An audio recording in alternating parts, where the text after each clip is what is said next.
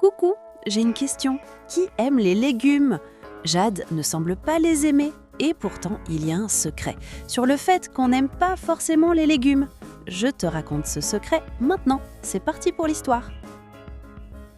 Dans la cuisine de Jade, une délicieuse odeur de poulet rôti flottait dans l'air. Jade adorait le poulet de sa maman. Elle en avait mangé une bonne portion, ainsi que quelques pommes de terre.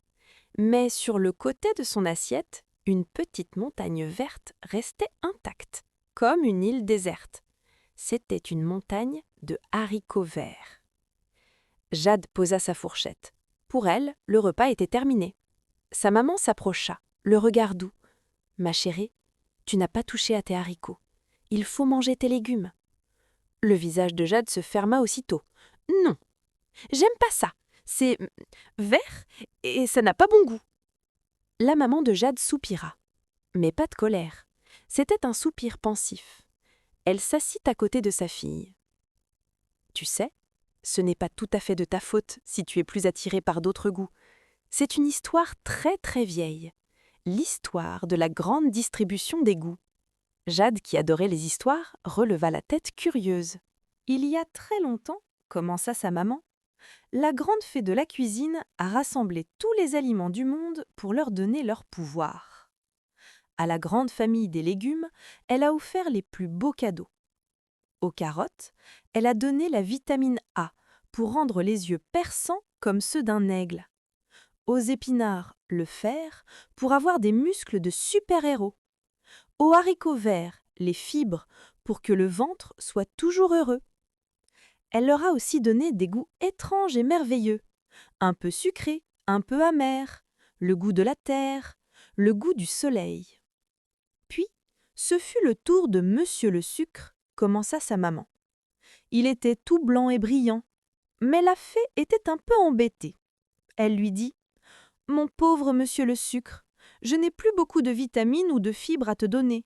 Tu es bon pour donner de l'énergie, mais si on te mange trop, tu n'es pas très bon pour la santé. » Jade écoutait, les yeux ronds. Monsieur Sucre, qui était très vaniteux, a réfléchi et eut une idée.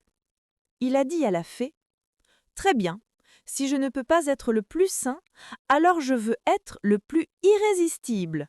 Donnez-moi le goût le plus addictif, celui qui fait que les enfants me réclament tout le temps. » Et la fée, un peu à contre-cœur, lui donna ce pouvoir. Depuis ce jour, expliqua la maman de Jade, la bataille est un peu injuste. Quand on organise un duel de goût dans la bouche d'un enfant, la famille légumes perd presque systématiquement. Monsieur le Sucre, avec son énergie explosive, gagne tout le temps. C'est une énergie un peu folle qui fait sauter partout, mais qui, en secret, est un peu méchante et s'en prend aux dents. Elle se pencha comme pour confier un secret. Et en plus, Monsieur le Sucre est un grand tricheur. Il ne se contente pas d'être dans les bonbons et les gâteaux, il se cache partout, dans les fruits, dans la sauce tomate, dans le pain, pour qu'on s'habitue à lui sans même s'en rendre compte.